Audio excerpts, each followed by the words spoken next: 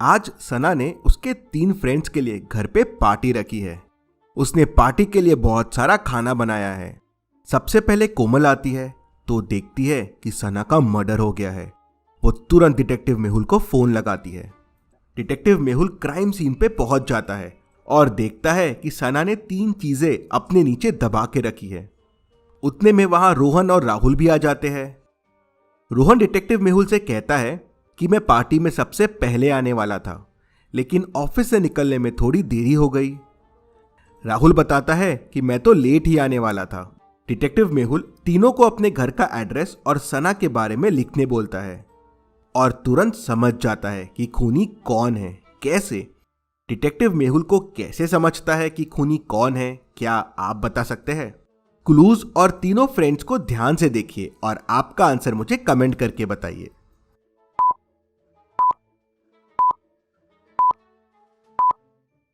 चलिए इसका आंसर देखते हैं। अगर आप ध्यान से देखेंगे तो तीनों क्लूज लेफ्ट हैंडर को पॉइंट कर रहे हैं।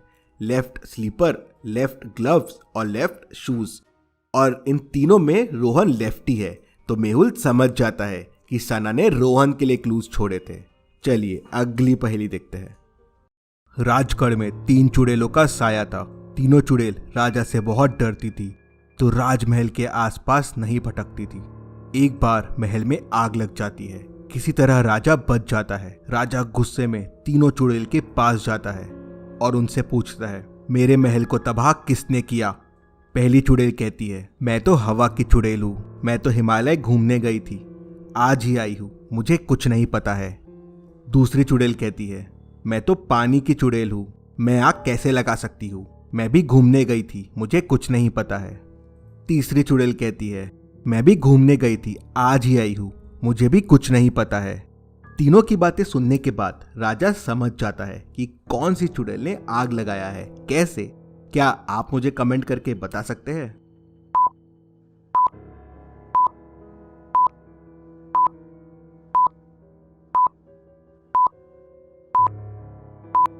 चलिए इसका आंसर देखते हैं।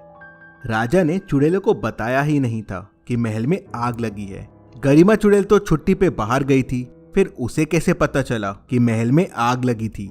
मतलब वो झूठ बोल रही है, उसी ने आग लगाई है। राजा समझ जाता है। चलिए अगली पहेली देखते हैं। राजा मथुरादास के राज्य में चोरी हो जाती है। राजा के सिपाही 5 लोगों को बंदी बनाकर लेके आते हैं।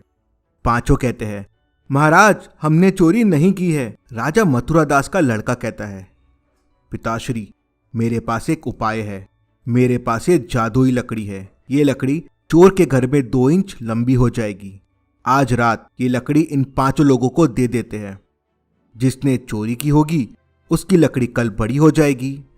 5 लकड़ी लेके घर चले जाते हैं। अगले दिन 5 वापस महाराज के पास लकड़ी लेके आते हैं। 4 लोगों की लकड़ी वैसे की वैसे ही रहती है, लेकिन एक की लकड़ी 2 इंच छोटी हो जाती है। महाराज को समझ में नहीं आता लकड़ी छोटी कैसे हो गई। क्या आप बता सकते हैं लकड़ी छोटी क्यों हो गई? क्योंकि चोर की लकड़ी तो बड़ी होनी चाहिए थी। ध्यान से सोचिए और मुझे आपका आंसर कमेंट करके बताइए।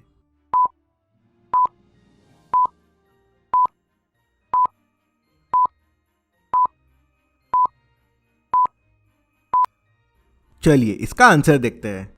चोर ने सोचा लकड़ी 2 इंच बड़ी हो जाएगी, तो क्यों ना मैं इसे पहले ही 2 इंच काट लूं, जिससे लकड़ी वापस पहले जैसी हो जाएगी।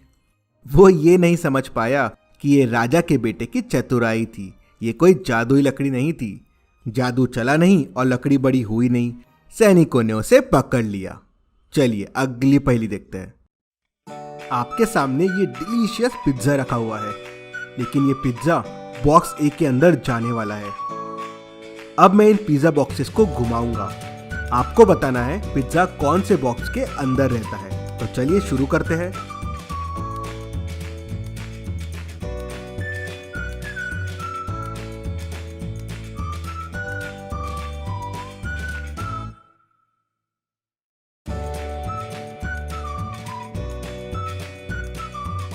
अब मुझे कमेंट में बताइए पिज्जा कौन से बॉक्स के अंदर है।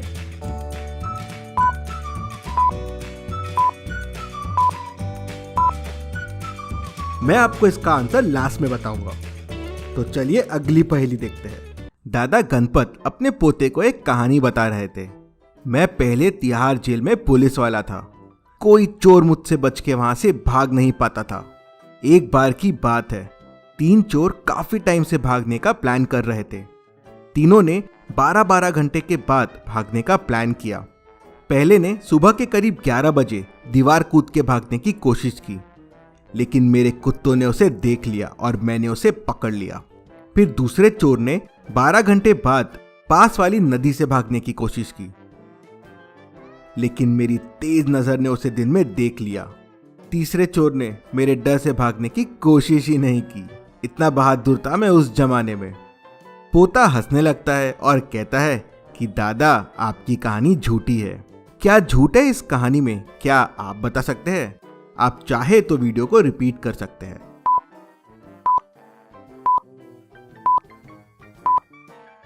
चलिए इसका आंसर देखते हैं। पहला चोर सुबह 11 बजे भागा था, तो दूसरा चोर 12 घंटे बाद मतलब रात के 11 बजे भागना चाहिए, लेकिन गणपत ने कहा कि वो दिन में भागा था। ऐसा कैसे पॉसिबल है? इसलिए पोता समझ गया कि दादा झूठ बोल रहे हैं। चलिए अगली पहेली देखते हैं। चलिए बताइए, अगर 1 मीटर लंबा और 1 मीटर चौड़ा कपड़ा 10 रुपए का आता है, तो 2 मीटर लंबा और 2 मीटर चौड़ा कपड़ा कितने का आएगा? ध्यान से सोचिए और मुझे आपका आंसर कमेंट करके बताइए।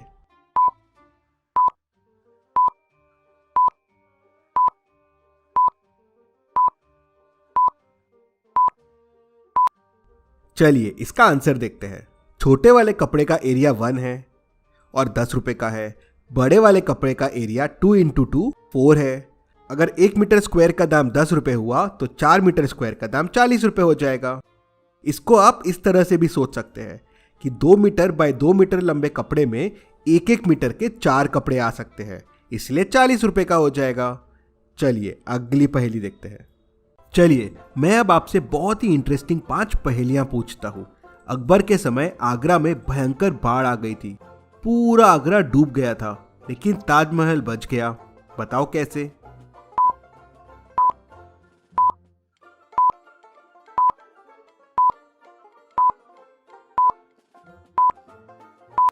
ताजमहल अकबर के समय नहीं, शाहजहां के समय बना था, इसलिए बच गया। चलिए बताइए, ऐसी कौन सी चीज है जिसे देने पे वो आपकी नहीं रहती? सोचिए सोचिए और आपका आंसर कमेंट कीजिए।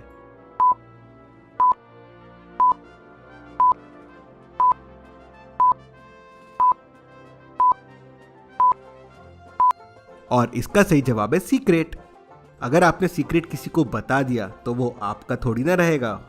चलिए बताइए, ऐसी कौन सी चीज है जो बारिश में चाहे जितनी भी भीग जाए लेकिन गीली नहीं हो सकती?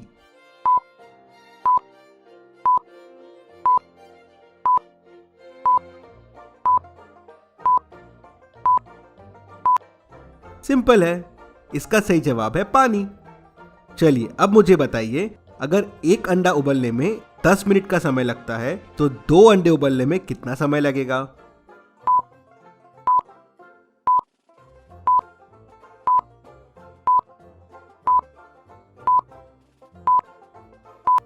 सिंपल है, 10 मिनट ही लगेगा। चलिए अब कल्पना कीजिए कि आप ऐसे कमरे में हैं जो बिल्कुल अंधेरे में है और उसमें कोई दरवाजा या खिड़की नहीं है जिससे आप बाहर आ सके। अब ऐसे कमरे से आप कैसे बाहर आएंगे?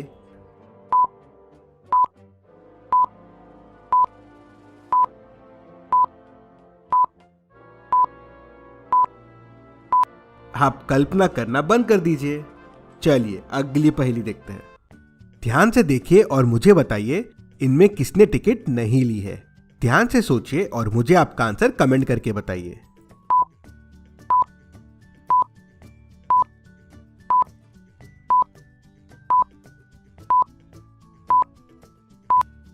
चलिए इसका आंसर देखते हैं।